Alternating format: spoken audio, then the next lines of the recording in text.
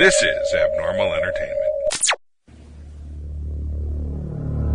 I am a real American, fight for the rights of every man. I am a real American, fight for what's right, fight for your life. You're listening to the No Cry Zone, a progressive political podcast on the Abnormal Entertainment Network.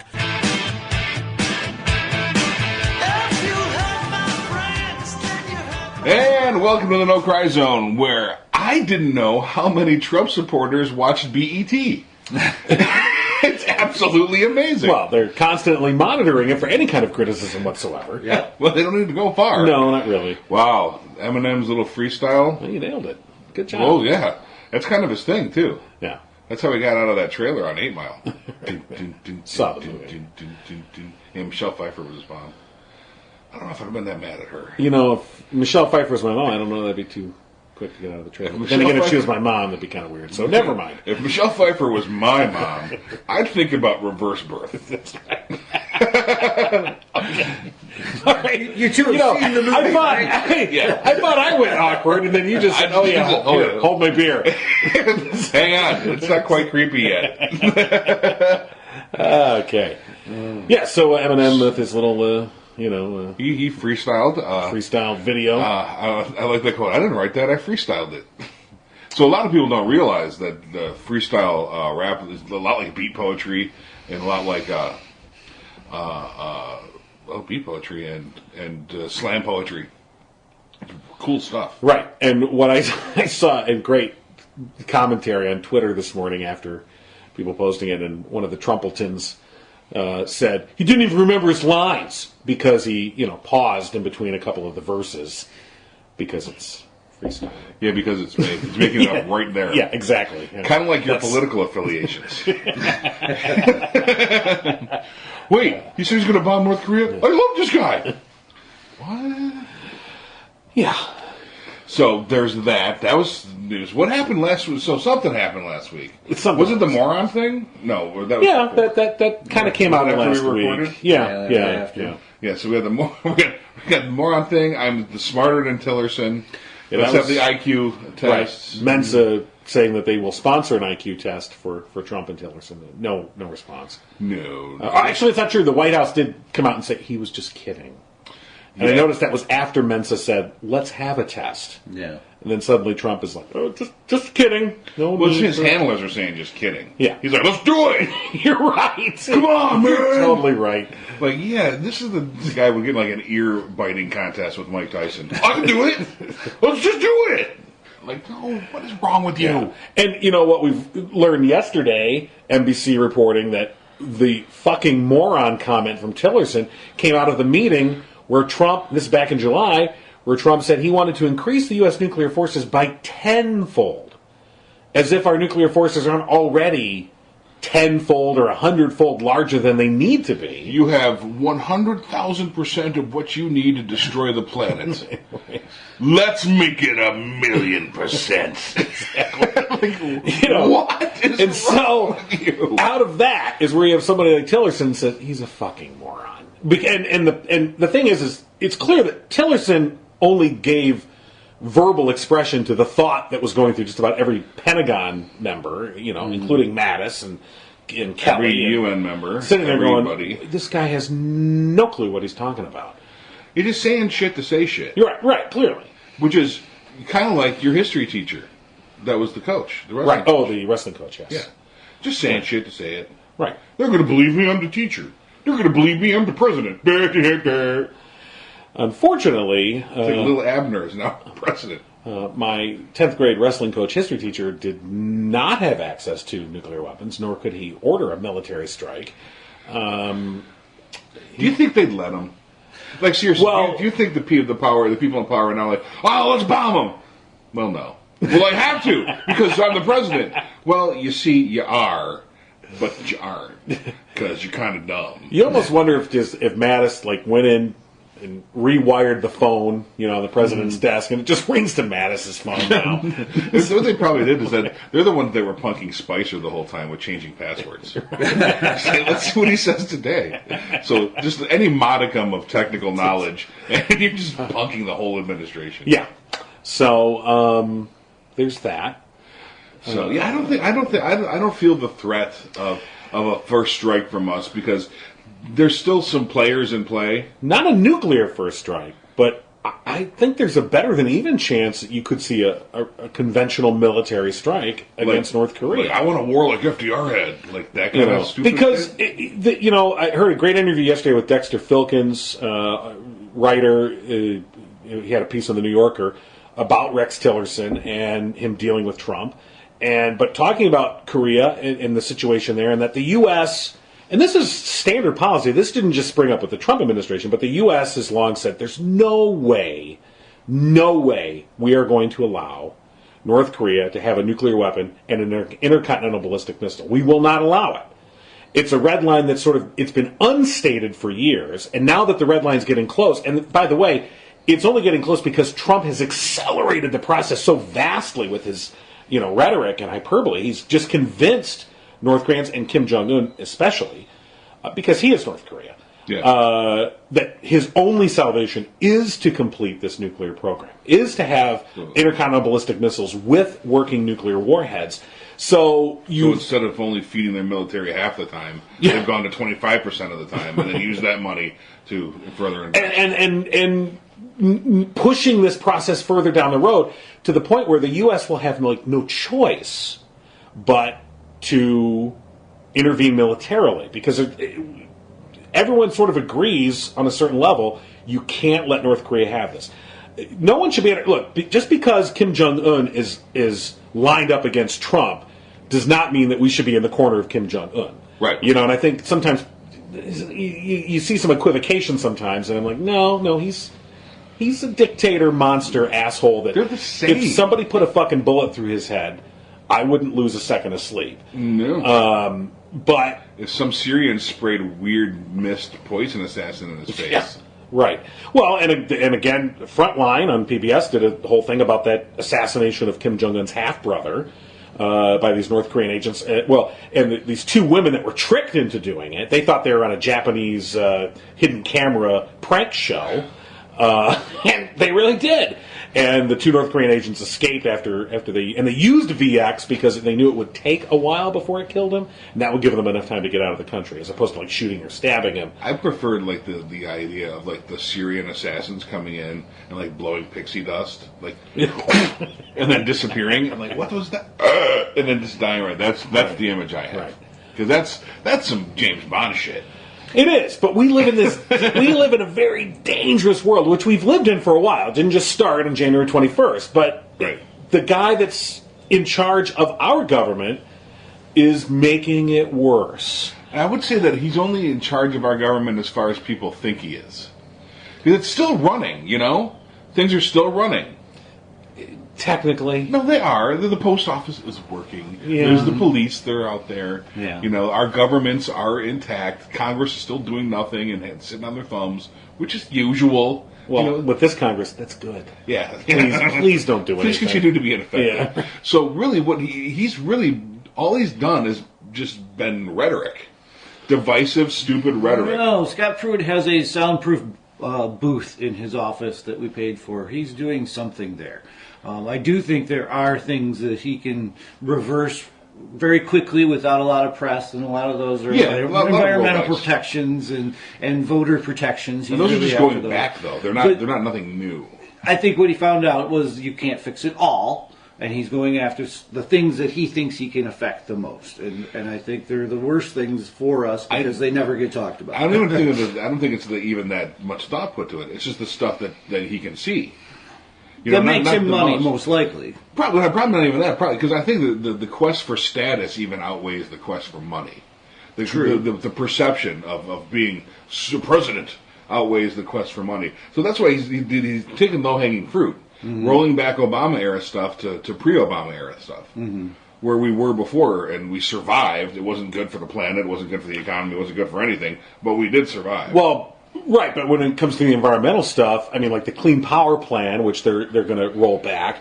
I mean, here was a plan that, frankly, came too late, and only because Congress clearly wasn't going to do anything. So Obama said, "Well, if you ain't going to do shit, I got to do something." Right.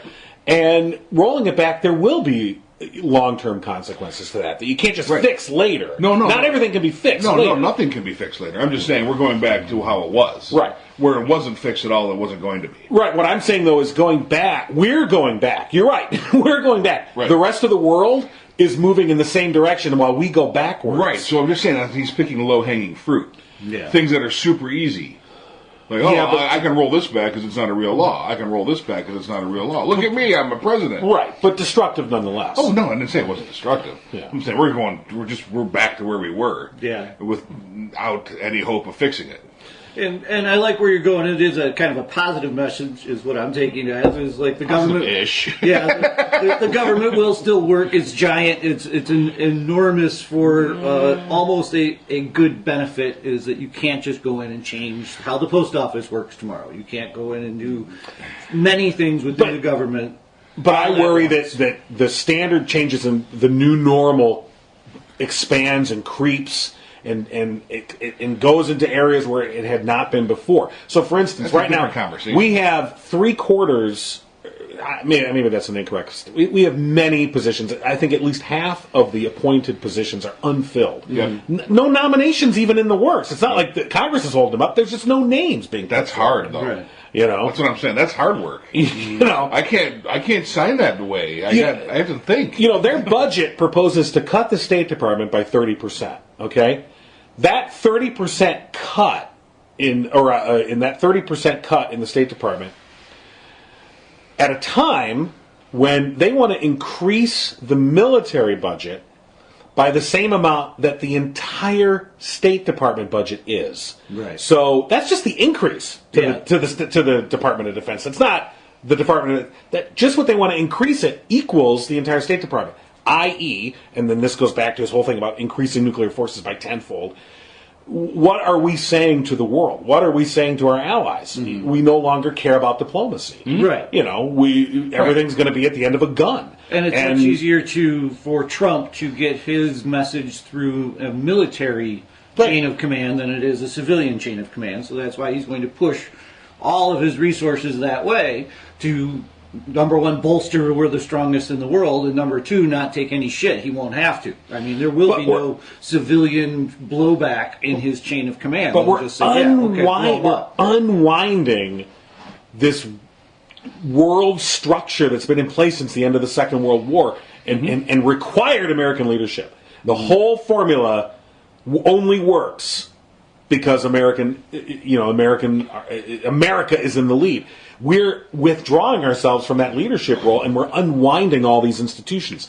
Military, economic, diplomatic. We're either abandoning them or we're just out and out refuting them. The world that we are entering is getting much more dangerous because of Donald Trump. So I don't know. I don't think he's as benign. No, I didn't intend that it's benign. I'm saying that what he's officially doing in his brain, making decisions on, is rolling back things. Right. Yeah. No, that's undoubted. So that's the low hanging fruit. What the effects of that is a completely different conversation. Right.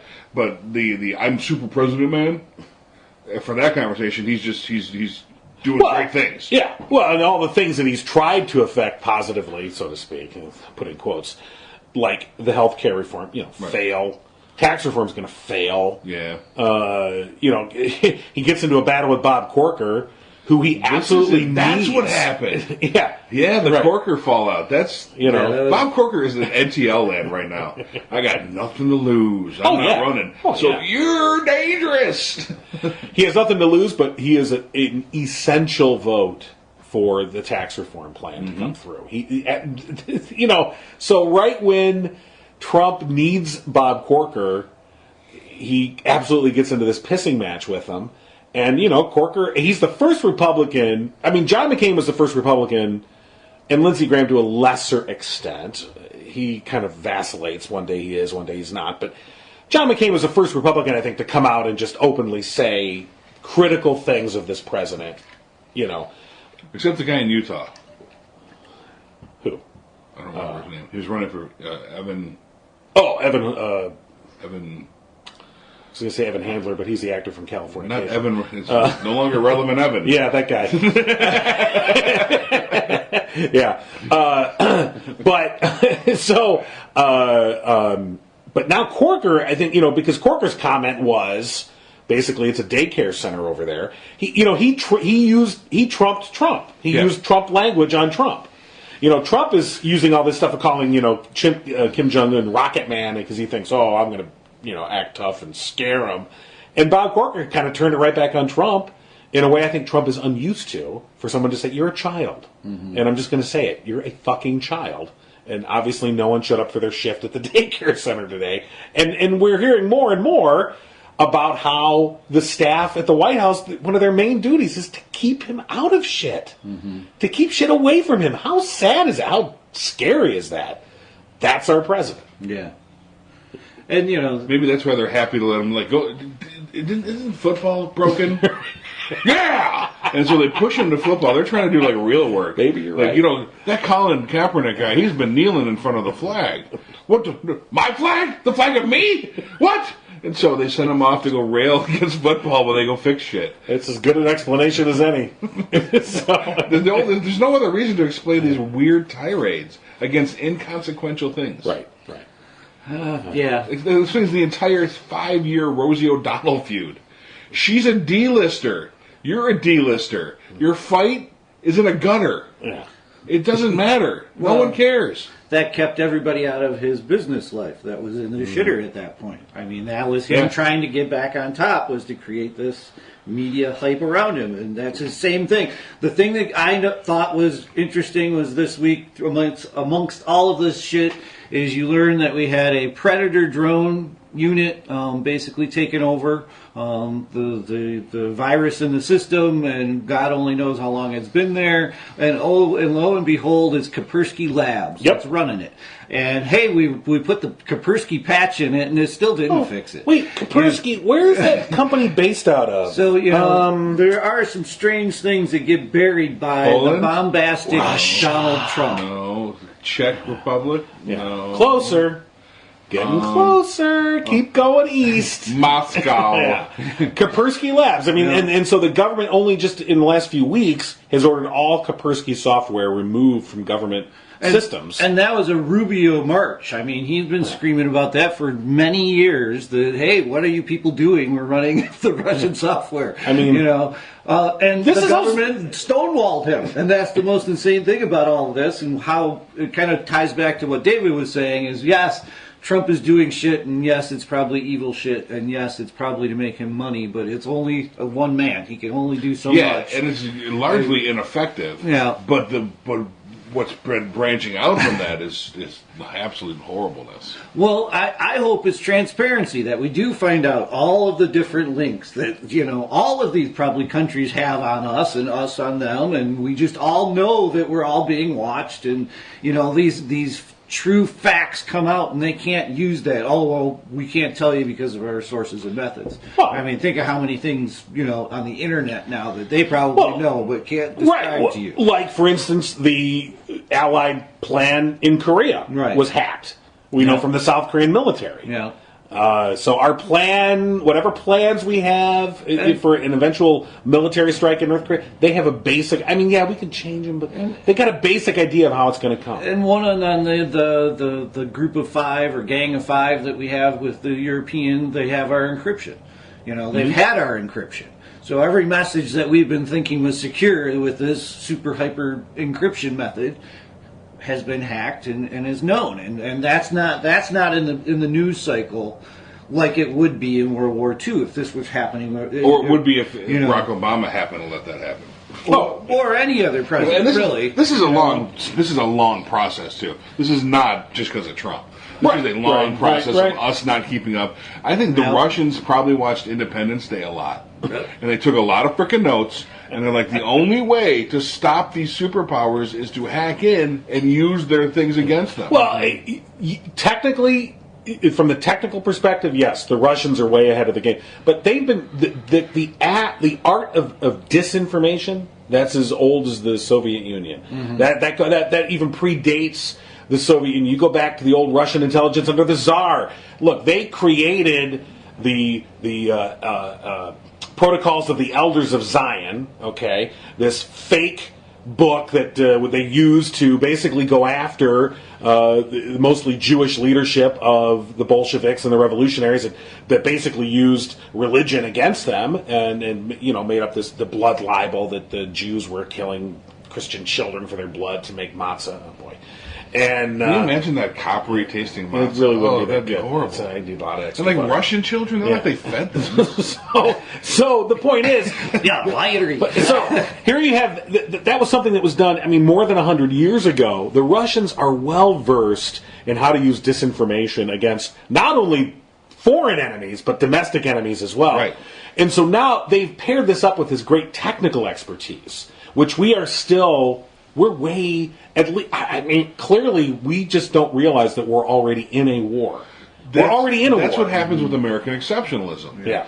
We're the best, number one, USA, USA. And you don't take a critical look at what you've got going on. We got the most guns. Yeah, they're smarter. Yeah. Right. By far. Right. And that's what I feel Trump's big military budget expand is so we can have more parades. He wants more pieces of hardware so he can go around the world and have a parade here. I don't even think Look how big and tough we are. I don't think if it's a go around the world thing. I think it's just a big swing and dick thing. Yeah. Okay, we got 800 tanks. Yeah, but we control them all remotely. Dr. Horrible style. Exactly. Lex Luthor is like just talking to Vladimir Putin going, you do realize that we control all the drones, all the tanks, and we can turn Melania's vibrator on and off if we want. Yeah. They said, good, Luthor, good. Yes. Oh, the mischief you could have. Oh, middle of a state dinner. No one knows it's like this 40cc lawnmower engine. That's horrible. I'm not picking on the first lady. Right. Ivana's the first lady. Which first lady? Yeah, was there a real divorce? The first lady or the first lady? The first lady? Yeah. I don't know. Which, Ivana was just kidding, by the way. I know. I know, but I just find it funny. People kind of got bent out of shape all by it, and it's like, you realize she was just joking. I know what really gets people out of shape when they start talking about immigrants. Like, the only person you know of that had their job stolen by an immigrant was Michelle Obama, right? They're like, what? Shut up! Like, just saying, man. Just kind of out there. Yeah. So, yeah, that's going on. We got Corker. Yes. We got drones. Right. We had Mike Pence flying to Indianapolis. Our paid protester, Mike Pence. Who wanted to protest the football players protesting at work. So while he's working for us, he flew from Nevada, where he was on a fundraising trip, back to Indianapolis to go to a game that he knew damn well the players were going to kneel at. They knelt. He was outraged. Left. Tweeted out a picture from 4 years ago.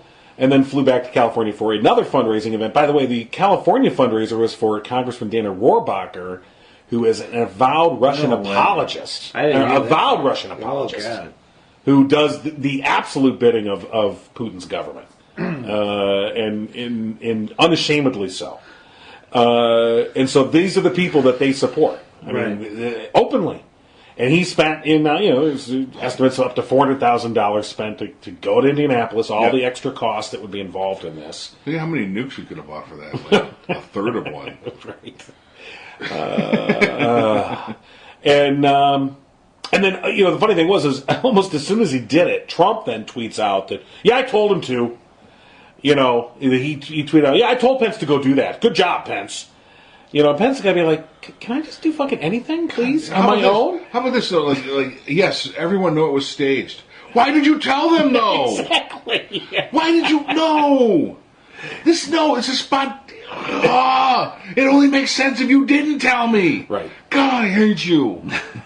Yeah. I can only imagine Mike Pence at home, like, kicking a dog over and over again, just frustrated. Because I think he's a dog kicker. Well, especially if it's gay.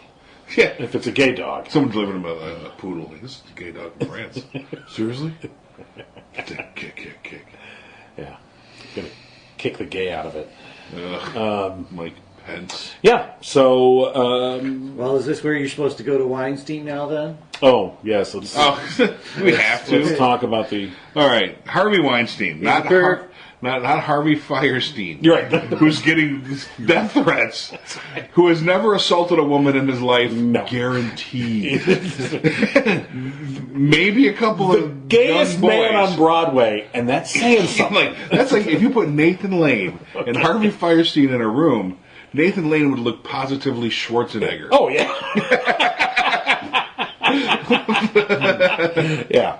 So. Oh God! There's that. Oh God! I can't believe they think I'm Harvey Weinstein. Oh my God! So Harvey Weinstein, of course, mega producer in DC, big Democratic donor. Yep. Oh yeah. And of course, the Republicans are just jumping with joy on this to attack the Democrats. And of course, until you remind them, your president, a little tape. It's kind of a pea grabber too. It's totally different.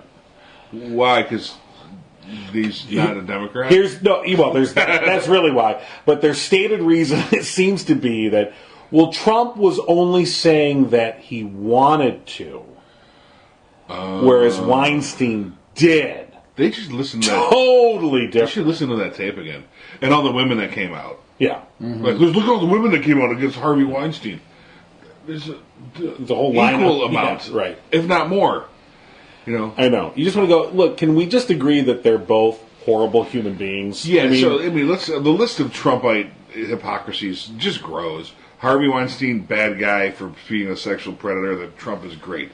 Eminem is vulgar. Kid Rock is a paragon of light. Right. You know. It's just this. It just grows. It grows and grows and grows and grows. Right.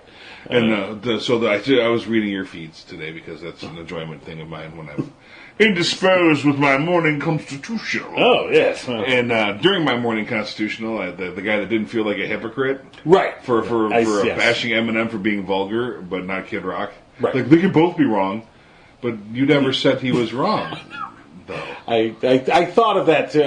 I actually even started to type a response and I just went, oh fucking never mind. That guy. Yeah. Yeah. And if you notice, my post was merely just Eminem. That's it. That's all I posted. Because he's a big BET watcher. That guy. Oh yeah. Clearly. And yeah, it's amazing to see the people that are actually listening to Eminem for the first time. So. And did you guys notice that more Republicans came out against Harvey Weinstein than they did about 59 people being shot down in True. Las Vegas? I mean, Right. it immediately changed the cycle, and they were So that happened. jumping for joy. You Right. know, almost that there was something else to talk about. That happened after we recorded. No. What, No. Vegas? Yeah. No, that was last Sunday. That's okay. Yeah. Well, we didn't talk about the bump stock. NRA saying Right. that they would look into the first chink in armor, maybe. No, an easy out. It is an easy. I agree. But usually, They knew they were floating on that one. Right, but I totally agreed. It was just an easy out for them, and it was just a verbal thing to make it go away. But that, in and of itself, is a chink in the that's armor. the first time they've been Because even verbally before, they'd be like, "Nope, everyone needs bump stocks." 20 dead kids. All schools need guns. Yeah, I mean, they would double down and go in the other direction, and this is the first time they went like, "Okay." It's Which I agree, nothing's going to come of it. No. The bump stocks will still be available next year. I've never even heard of those before. I'd heard the term. I didn't really know what it was until afterwards. And you shot more recently than I have. I've never shot with a bump stock. No, but have you heard I of have it? seen ways of getting around the semi-automatic. One of the ways is a bump stock. It's just uses the recoil, the force of the gun recoiling up upon itself to pull the trigger forward. So it's like the bandolier. So it's like so when you're so semi-automatic is it fires as fast as you can pull the trigger. A semi-automatic will fire. Right. The bump stock essentially adds a bullet in between each pull. Right, and that's always my thought about all of those guns like that is like I can pull my finger pretty darn fast if I want Pretty to, much, and it's probably better if I stop and aim again, and then pull the trigger to try and hit the thing that I'm trying to hit. Who do you think you are, Lee Harvey Oswald? Would be a good method of shooting. What if the thing you're trying to hit is everything? birthday. Then it works out great. Yeah. So the whole bump stock thing comes out, and again, as we said, nothing's going to come of that in terms of any kind of legislation. Interestingly enough, though, there was an interesting article that had come out last week when Las Vegas was more in the news. Of course, it's out of the news now because, well, what are you going to do? Moving on. We'll go to the next one. Talk to me when we get 100 people. Boring. 23 screamers now. 59? That's it. It's a weird number. For Vegas? Couldn't the guy get over 75? I mean, what's a perfect score? Lame. Anyone know? Right. So, but there was, it's funny because there seemed to be, what I'm seeing now is settling in is this notion of, there's nothing we can do, so stop even talking about doing something. That's nothing new. That was after Newtown. I agree. Everything. I agree, and it's even. But I'm seeing it increase now into areas where before people would be like, well, and now it's like, nope, there's nothing we can do. But I don't think it's nope, there's nothing we can do. I think that nope, there's nothing anyone's going to do. Well, I think that's a better thing because that's when it bleeds out into people like us, and right. I'm depressed about it. I mean, what can we do? There feels like nothing. Right. It does feel like nothing. I mean, I think there are... But I think the first thing to do is not give in to hopelessness that nothing can be done. Because then nothing will be done for sure. We can move. Jordan Klepper Solves Guns is a great one if you're feeling depressed. Yeah, you mentioned that last week, and I still have to see it. And at the very end, it gives you a website where very small individual things, and if you want, you can think about it as, let's just bring it down 2,000 by next year, and 2,000 the next year. And those can happen in many different ways. You can get involved with... His taser idea. Well, is that him? No, he's somebody else. He's just a kind of a goofball from Comedy Central. Oh, so there's he's on the Daily Show. There's a British guy. He's on the Daily Show. That did a cure for gun deaths, which is like just use tasers. Well, you've seen videos of just the way police tactics are enforced and taken care of different problems in society. If you walk up to a schizophrenic and you're in fear of your life, and your first notion is to get him down and get him subdued, that may or may not be the best thing for the overall end of this game. You really don't want him back on the street tomorrow, which is what a lot of police officers have to deal with, is they put him in jail, and there he is again tomorrow because there was no place for him. You need to think of this from the bottom up. As soon as you can intervene in someone's life and help them, that's when you have to do it, and you have to have these places involved, including for the police officers to get help, counseling, and to be able to talk about the things that they have seen to other people that want to hear it. I can't tell you how many times I've heard, first responders start to open up, and like pretty soon the room is cleared because, those are tough things that they've seen, and they see life from a different point of view, and we need to calm them down too. So right. All of the things that go into policing should be very from an empathy point of view, and that's not what we do. It's just not what we do. It's a punitive point of view. Yeah, it's the stick or the carrot. Nobody wants the stick, but the stick is pretty effective at times. Well, the criminal justice system, our rehabilitative criminal justice system, has slowly been moving to a punitive criminal justice system. Just over small changes over the course of years and years and years. A lot of it is with who we hire as police. And I know we've talked about police personality here before. What we didn't talk about is generally the reluctance of police to open up, too. Right. It's a quasi-military sort of organization, and it's that blue shield, right, where they protect their own, which happens all over. Bakers protect bakers, garden people protect garden people. It's just it's a job thing, but those people are dealing with massive levels of PTSD and just incredible amounts of stress. Right. So, the point is that we have to get police to be more aware of their own mental health, because even if you don't have to be crazy to need to talk to somebody, or just more mechanisms to be able to talk to the crazies but then we also have to change the whole process too, because if they go into a a therapy session, well, then that's flagged on their jacket. And when that's flagged on their jacket, maybe they might not get a promotion.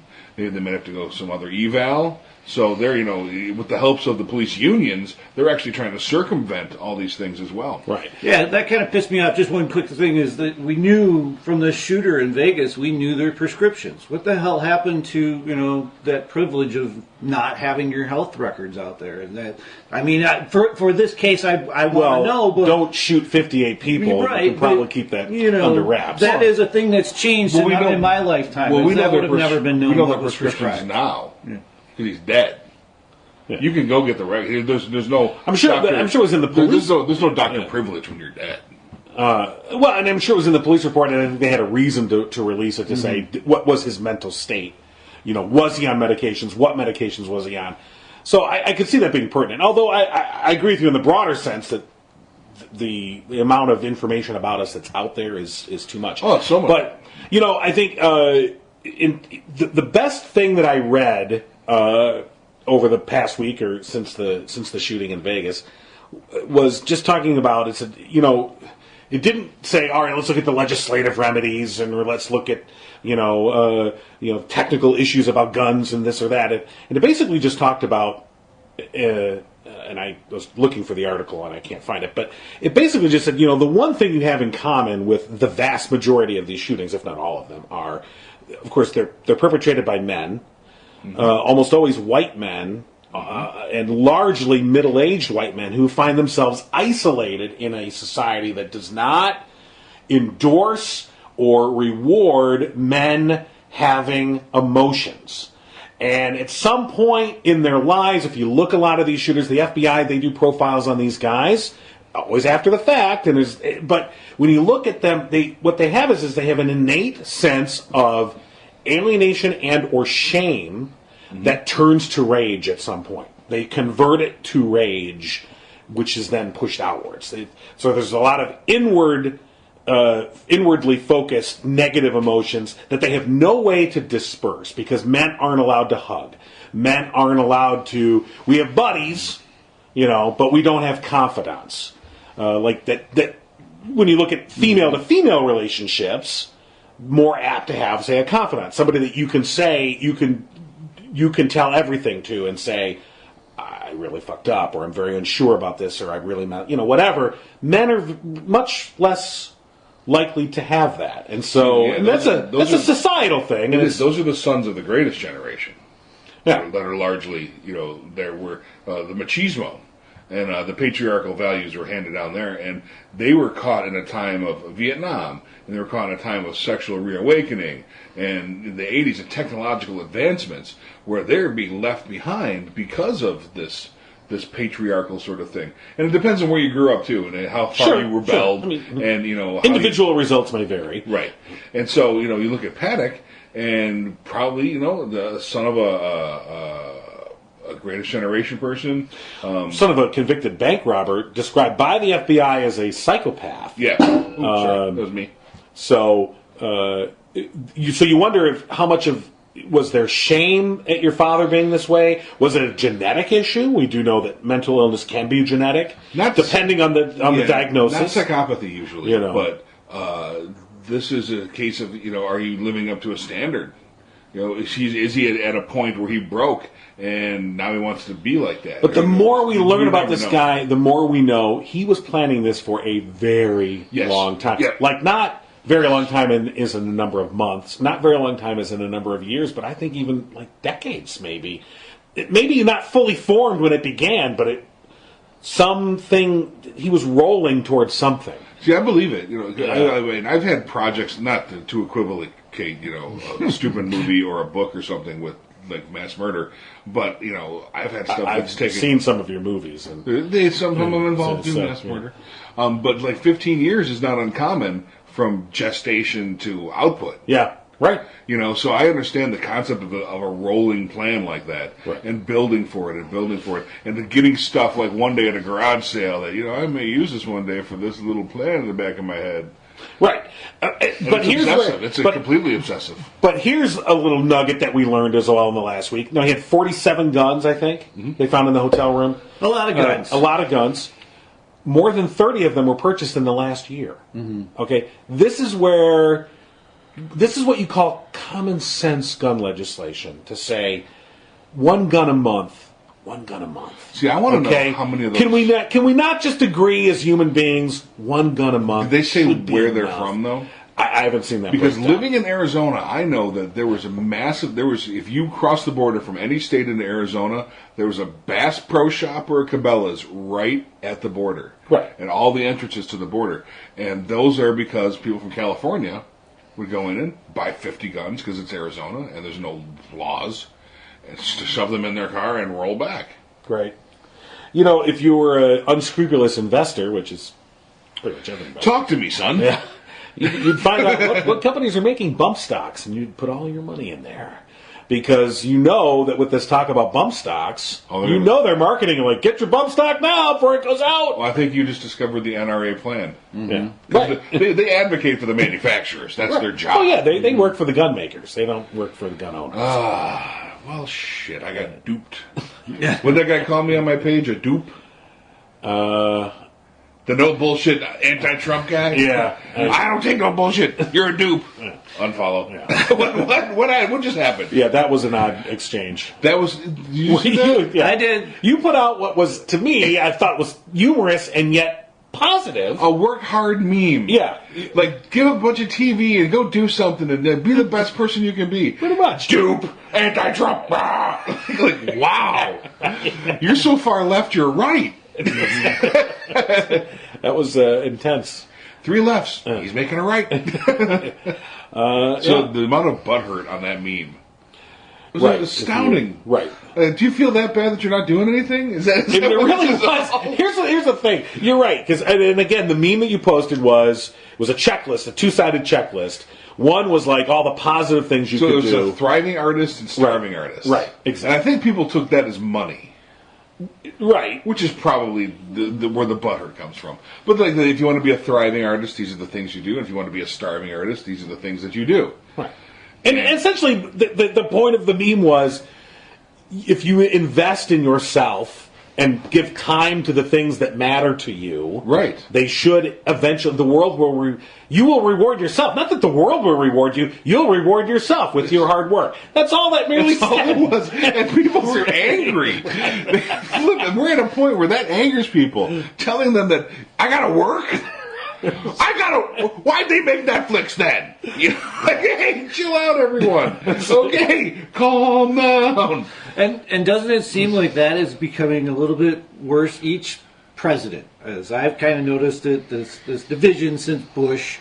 I don't think it's a president. But I do think it's the internet. It was Cheryl Atkinson in Stonewall. She just realized this all along. She was very anti-Obama, but she just realized that it's going to just continue to get worse. This idiocracy level of being able to subvert a conversation onto something completely stupid, like Columbus Day, or I totally forgot. One of those things will be able to just consume the nation for 72 hours.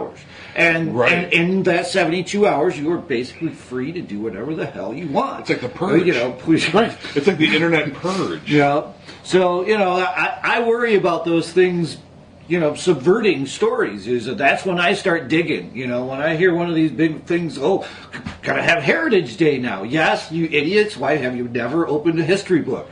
We all know the real story of Christopher Columbus. Why do we keep celebrating? Well, we don't all know it. No. Which is the problem. But which is why I want to do that Thanksgiving pageant movie. Where, did I tell you guys this? No. Well, we're getting close to November. So we know, like the story that's handed down to children of Thanksgiving is a giant lie, right? And usually dealt with smallpox blankets and like taking out native citizenry. But we do the Pilgrims landed and they met the Indians. They taught us how to hunt. They taught us how to cook. We had a wonderful time. We shook hands. Well, I wanted like this small town like where we're at maybe is putting on one of these Thanksgiving pageants, and these alien parasites land in a turkey farm. And they take over the turkeys, and the turkeys march on to the pageant, and they come in the guise of peace. To and all they can say with their turkey vocals is Plymouth Rook, Plymouth Rook. And so the people are like, the alien turkeys are here to help us all, yay! And they just subjugate them. So the crackers get taken down by the alien parasites the same way we took them. Do you have a GoFundMe page? No, should I? Yeah. Plymouth Rook. Plymouth Rook. That's what always astounds me about a writer's brain is that they have this plus like 40 other stories floating around in there, and at any good time they can put out their pitch, their 2-minute pitch. Oh god, yeah. We could have a whole show of elevator pitches. Yeah. Wait till I tell you Space Knife. that one's just gloriously bad. And you don't know if he ever gets one of these people to like the story in an elevator, they may just get married. Right there, right then. They may just get made. The Giant Mutant Easter Bunny movie comes out next year. I can't tell you how that's pretty vindicating that is. Yeah, it should be. Stupid things happen. Right. Well, we need more stupid things. No, we have plenty of stupid things. Sorry. Plymouth Rook. Okay. The sad part is, I didn't even finish, and you're like, I'm in. Yeah. Oh, yeah. No, That's the yeah. sad part. Yeah. So you're going to be playing John Smith. Okay. Who was really the mayor of the town. Rob your Pocahontas. Why is Pocahontas in this? Because Disney sells. That's why. Can't I just be the funny horse or something? You can be one of the voices of the turkeys. All right. Let's make it animated. And none of it's Yeah, that after. costs more. Does it really now? Yeah. He's just going out there? Oh my gosh, it's so much more money. Can't we just get some art student, do the stick figure animation? We want people to watch it. Okay. So remember, Let you do the We're movies. dealing with the generation that thinks that Transformers is better than Godfather because boom. Better story, man. Wow. Okay, so That's depressing. let me just End on a good note. looking at some headlines just today. This just in. Wednesday. So just interesting. CNBC headline: Trump reportedly wanted 10 times more nuclear weapons. Los Angeles Times: desperate calls to save those trapped by fire. They get this big wildfire. Yeah, it's terrible. Terrible. CNN Money: NFL says Trump is wrong. We're not making players stand for anthem. Huffington Post: they've got a thing about the MacArthur Foundation announcing its 2017 class of geniuses, including 2 U of M professors, by the way, one of whom is an anthropologist studying human interactions on the Mexico-U.S. border. Interesting. The other one talking about African colonialism. So that was kind of cool. Can Jim Harbaugh consult them for play calling? Right. Because that would be good. Hey, we talk about controversial things here, but we don't go off into that. I'm so sorry, little sister. But then you get to Fox News. What's Fox News have in their headline? Let me guess. Eminem. No. Oh, really? Ben Affleck apologizes for groping actress Hillary Burton. Because that's top news. Who's Hillary Burton? I don't even know. But Who's but Ben Affleck? It's Batman. You be quiet. Dirty Rob. Ben Affleck apologized to Boston actress kid, right? Hillary Burton for groping her during an appearance on TRL in 2003. Okay. What is this one? But I'm just saying, Fox, of course, ignoring the president wanting to, put money into nuclear weapons, ignoring wildfires out west. People dying in Puerto Rico right. still. Wait, the 2 wars that are still going on. Right. But we got to get to this Ben Affleck thing. So that's Weinstein fallout. Oh, yeah. Sure. Affleck, Oh, Damon absolutely. and Affleck were Weinstein kids. Oh, yeah. Oh, by 1,000 miles. Yeah. I mean... And so, 15 years ago, or 14 years ago, Ben Affleck, probably at the age of, 24, maybe 25, I don't know how old he is right now, maybe 30, doing a TRL show, hugged and groped Hillary Burton. Was it a grope? Did she just say it was? I don't know. Who knows? But this is because, why is this, this is not important. It's something else for them to talk about, David. They have to sometimes dig on certain days to be able to bury this This shit. is why I'm thinking it's not always this Machiavellian sort of evil plan. It's just, we need some low-hanging fruit to get some ratings. Well, and yes, this is a direct link to Hillary of late, and a direct link to Obama as late. The Weinstein thing? Weinstein, he gave those two a lot of money. Yeah. He was cheerleaders for them both. So this is their, Hillary is evil again as well, and it once again changes the story from a bunch of people just got shot in the middle of town in Vegas, and no one's really safe because we got all these guns and no guns laws, and we're not going to do anything about it because we got a crazy guy. We're going for it. I mean, But Harvey Weinstein's out there. So they have to. That I couldn't even contact if I wanted to. Right. That guy is so insulated. The people that you know what, grope me, give me my deal. You wish. You know, check the oil. If we get a deal, we get a deal. So the thing about Weinstein is that most of Hollywood has in the last 48 hours come out against it. I mean, a great number of people. I mean, President Obama and Michelle put out a statement calling it, disgusting behavior. I mean, they didn't pull any punches in what they said. A lot of Hollywood people that have worked with Weinstein, have benefited from working with Weinstein and others, they've all openly condemned him. Now, you could ask the question to say, did you know this was going on before, and only because now that it's kind of public are you, okay, that's a legitimate question to ask. But the point is how many conservatives and how many Republicans were openly calling for Roger Ailes to be shit-canned, or for Bill O'Reilly to be shit-canned? A couple did. Or a couple did. Or, your pussy-grabbing president. So this false outrage, and it really is what it is. It's false outrage. Not that what Weinstein did is not outrageous. It is. And everything that is befalling him is well deserved, just long overdue. So I don't have any sympathy for this guy.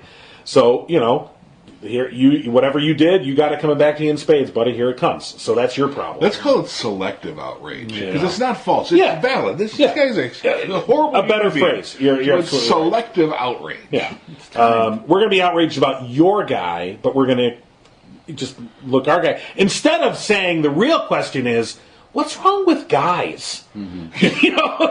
That's the real question. Doesn't matter whether they have an R or a D next to their name. What is wrong with men? So look at we're talking some more sons of the greatest. Yeah.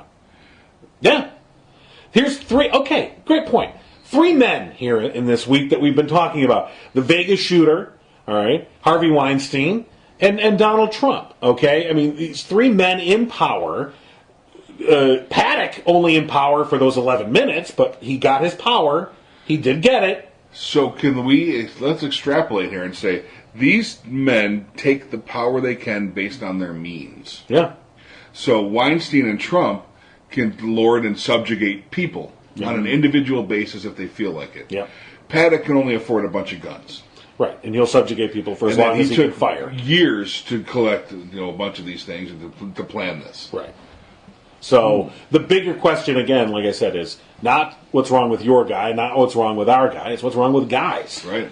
And that is kind of right now anyway, with Trump as president, that is kind of the argument is it the warrior type, America first, going to make America great, fuck all y'all, I'm going to do it our way type of John Wayne American, the real American, or is it the liberal, which they have fighting each other with ideas versus strength? And what I want to say is civilizations have struggled with this throughout eternity, and many of them came up with a rotation effect to try and filter out, well, what type of personality is this individual, what type of personality is this individual, and try and get them into those jobs. And it isn't like a big government way of thinking about it. It's a big society way of thinking about it. Is we take it on at the school age level, and you cultivate those things that you see are good in kids versus try and make them all the same. Well, we got to get them into a box. You have to have 50% of this equation start to actually admit that there is a personality differences, there are psychological differences, and then psychiatry is a thing. Right.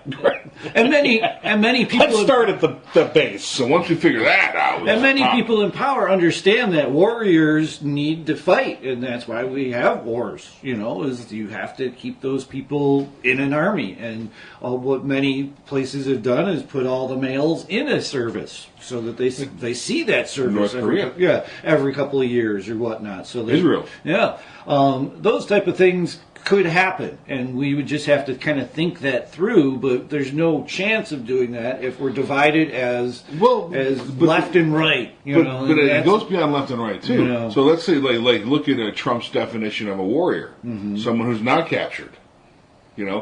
Completely discounting John McCain's service and his sacrifice as not worthy. Right. So where are we at now?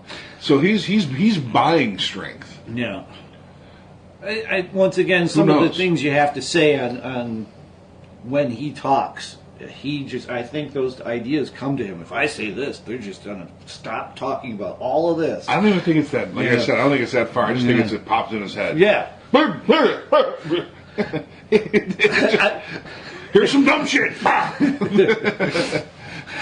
Do you really think he's running around with his IQ certificate now, like he was with the two photos of? If he has one, it's a fake one. Yeah, if he has one from an online test that he just took. If it's an online test, what he did was he took it, he got the score, and was like, "Fuck," and he went back and took it again. Okay, because he knew all the answers now. Yeah, just gonna clear your cookies. It's like when you do one of those stupid things where it's like, what character of Star Trek are you? Yeah. And you do it and you go, I don't want to be Uhura. What? So you go back and do it again and you answer it differently. Go, Scotty, I'll be Scotty. Okay, you're the only one that does it, so you can share it. Well, yeah. Yeah, I just stopped. Like, I'm Uhura. I just don't start. You know what, though? What's wrong with me? Why shouldn't I want to be Uhura? She's a fan dancer. She kicked ass. She did kick ass. So that's on me. Nichelle Nichols was, during Star Trek 5 or something, when they were on the planet, she had to do the nudie dance. Oh, that was the original series. No. They were older. She actually hooked up with James Doohan in the movie. Oh, okay. I thought you were about the one where she kissed Kirk, the first iteration. No. I was talking when she actually did she's post 60. Okay, right. I know. Okay, dance, and I'm right. damn,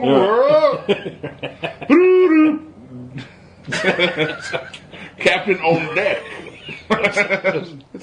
So, yeah. So if he has an IQ test, it's God. Or he thinks he's got an IQ of 98, and he thinks he's a genius because he thinks 100's tops. 100 is close. So that's what he said about his 100 credit score too. And what about the tri-pack? Do you guys think that's real?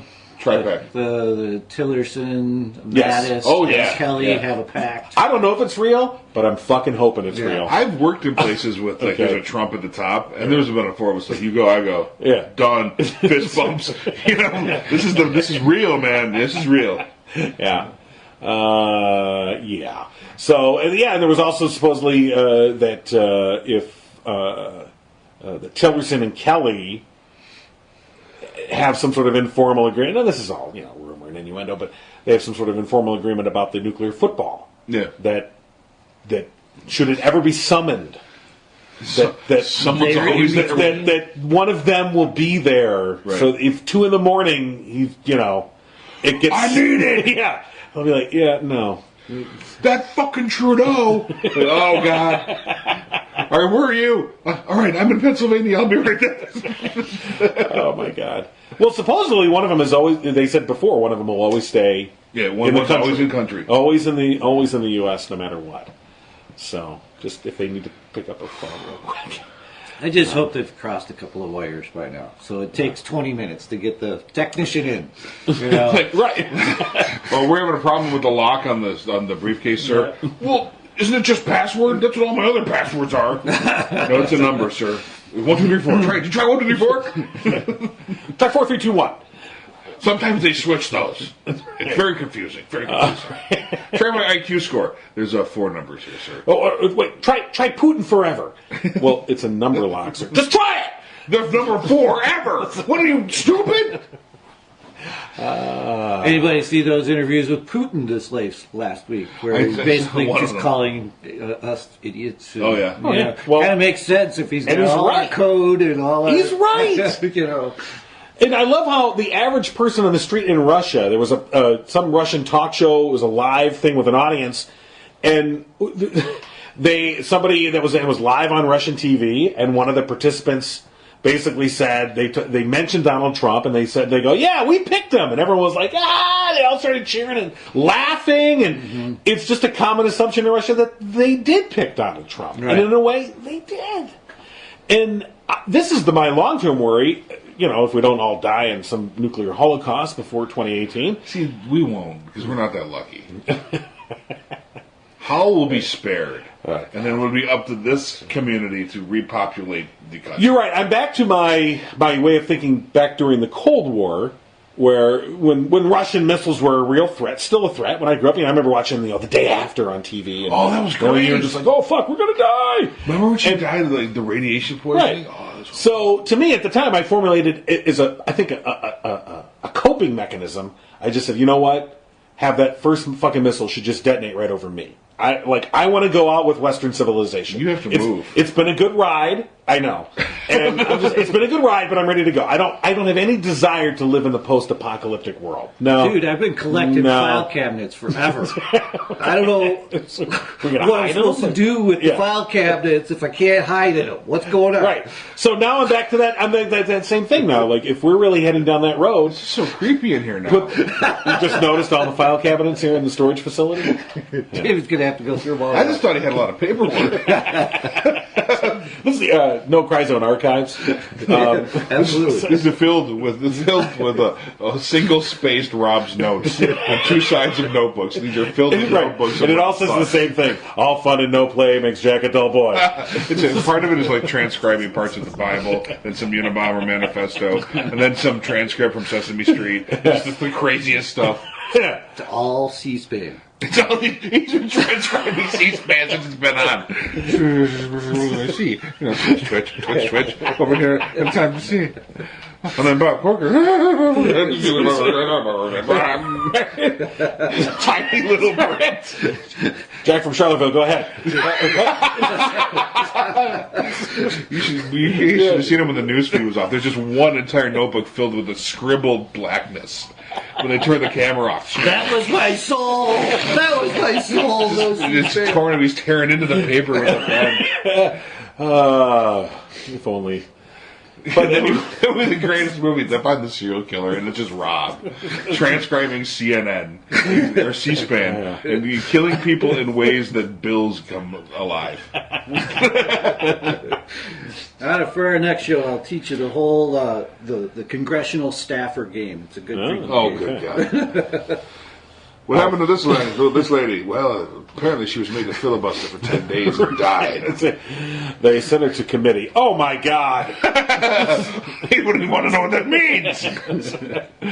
She languished in committee until she died.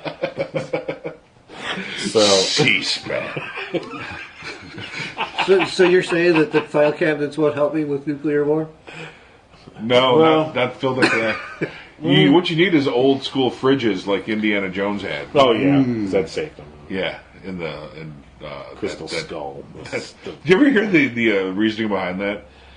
The interview? No. So Steven Spielberg was giving this interview, and he's like, George Lucas comes up to me, he goes, "All right, Indiana Jones, the fourth one, he meets aliens." And Spielberg says, "No, I've done aliens to death. I mean, I can't really do them better. I mean, E.T., Close Encounters, I'm done with aliens." So George goes back, and he comes back again. "Are you sure? These aliens are going to be real good, real good." It's like, "No, just get a good idea. Good idea, come back to me." George comes back, "Interdimensional beings." And Spielberg's like, "Oh, all right, I can work with this. What do they look like?" "Aliens." And that's working with George Lucas. Right. Who I hope would grope somebody so we can get rid of him. Oh, my God. Yeah, I heard an interview with David Lynch, who George Lucas brought in to direct, to talk about directing Return of the Jedi. That would have been a completely different movie. Yeah, and David Lynch talked about driving up to the ranch, going through the security process, and how he was already pretty sure he was going to say no, but he figured, it's George Lucas, you go talk, Right. And as he's going through the security at the ranch, he's thinking, all right, this is getting to be more and more of a no. Just because it's just a little elaborate. Who's this guy think he is? But okay, fine. Finally gets there, and then Lucas spends almost the entire time talking about the Ewok costumes, and talking about costumes in general, but the Ewoks and then Lynch is all him just going, oh my God, why am I here? But he just tells that story about how he was no going in, and it just like hardened the no. And then, by the time he left, it was fuck no. Right. But yeah, can you imagine David Lynch's return? Oh, I know, and you're like, exactly what I'm like. The whole thing could have been so much different. So weird. But yeah. Anyway, no, I can't even imagine what the Ewoks would have turned into. Eating pie. I think that we probably would have doubled down on the incestuous kiss of Empire. Brother and sister. I got it. Oh yeah. Okay. I was disappointed by it. Well, it just proved to me that they didn't have a plan. Mm-hmm. That's what was disappointing to me. Because the legend was, like, George Lucas has been working on the storyline for 12 years, and it's all done. And so, no. Brothers and sisters don't kiss. Mm-hmm. Especially until you decide later. Like, we should make them brother and sister. But I forget it, George. You're not going to remember. Did you watch the middle one? I don't know. Ewoks! All right, fine. You guys see Howard the Duck? I love that movie. Oh my god! Did he make that? Yeah. Yeah. Oh Jesus! Yeah, I'm telling you, that should have been the end. or the Radioland murders. Yeah. Oh dear Lord! There's some not so hidden skeletons in the Lucas closet, or all the prequels. Right. So that's why we've got 5 Lucas directed movies that he shouldn't have touched. Right, and that's why when Disney wrote him a big fat check to just go away, we all cheered. That was big news. Did you see the trailer for The Last Jedi? I did. Nice. Looks good. Looks good. Fun. You think Kylo Ren's going to kill his mom? Well, I mean, he can now. She can't come back. Well, right, that's what I'm saying. But she was a younger version of herself in Rogue One. Right. But we'll see. We'll see. Rob's just like, what the hell are you two talking about? Sorry. We've gone off into a Star Wars tangent. He's having a nerd conversation that I'm not a part of. So you guys could just shut up right now. Sorry. I got a Firestone fridge. You want that? No, you'll need that. Yeah, you'll need that. We just told you. That's how you're going to survive a nuclear war. If you can fit you and the kids in there, all is well. All right? Good. And as much as the C-SPAN files as you can fit in the C-SPAN files. If you put that in the CRISPR, those are going to survive, because that's how we're going to have to like that's all the next generation of humans are going to find is these C-SPAN files and build their society off of them. Oh, it's over. It's like the Forbidden Zone, the Planet of the Apes. They're going to have a statue of Rob out there. Like, his name is Spispan! Spispan! The Groot got Spispan! Start writing it. Was it the C-SPAN files? Yeah. And then the dark times came, where they had no Chimera. And the no Chimera is the great plague that took out Spispan! The no Chimera, the files for no Chimera are large. Here, I think we need some definite sound effects now. They exist. I'm looking legitimately at 6 filing cabinets just to my left. These are like the big, insurance office kind. Right. Medical office. The kind where you can hide dismembered bodies in. So, I'm going to become the priest of the temples of Syrinx. Is that what you're saying? Yeah. People will come to me and ask. Buildings will be built looking just like file cabinets. That's like the whole thing. That's a template for how to build things. Really, I'm doing it all just to see if any of this actually does anything. That's my biggest thing on C-SPAN is they talk a lot, and I never happen to see them do anything. Could you imagine if the Roman Senate had somehow been able to be televised to the public? Because when you look at the history of Rome, I mean, they had this republic for a while, where the Senate was vital to the course of events, and then slowly, and then not so slowly, it was completely subverted. And it became a dictatorship and a military, and yet the Senate continued on. Right. The Senate met. The procedures and the traditions continued forward, while the nation itself was completely subverted by dictatorship and military rule. The Senate continued. Those traditions continued, and you just at a certain point you just go like, is that where we're at now. These traditions are continuing. Yeah, the Senate meets and Harvey we Weinstein vote. is a leading donor to the Democratic Party. I mean, that's if you can't go Caligula from there, Well, I mean, I'm just saying that's where all of this money in politics got us many years ago, and we slowly but surely tried to get it out, and it has slowly but surely come back. And I am calling an alarm. Be better off Caligula style right now. Unless you're a horse. Unless you're one for the games each week, you don't want to be that group, and we all know who that group would be. Christians. Right now. No, wait, no. Christians and Lions. It's all misinformation, all fake news. Yeah, well. Plymouth Rook. Turkey up in aluminum foil. My brother likes to masturbate with baby oil. Turkey and sweet potato pie. Sammy Davis Jr. only had one eye. Oh, turkey for the girls and turkey for the boys. My favorite kind of pants are corduroys. Gobble, gobble, goo, and gobble, gobble, giggle. I wish turkey only cost a nickel. Oh, I love turkey on Thanksgiving. Happy Thanksgiving, everybody. In a land ruled by boredom, one woman has come forth to bring games to your table. Quiet down. I'm trying to read these rules. Don't you have an inner monologue? Sorry, I didn't mean to spill that. You guys aren't even supposed to be here today. Visit Gloryhound and the Uninvited Gamers on Stitcher, iTunes, or at gloryhound.com. Subscribe to the No Cry Zone on iTunes and Stitcher and at abnormalentertainment.com/No Cry Zone. Find the No Cry Zone on Facebook and tweet at No Cry Zone. Email nocryzonepodcast@gmail.com. And for more podcasts, comics, books, movies, and more, head to abnormalentertainment.com. You've been listening to the Abnormal Entertainment Network.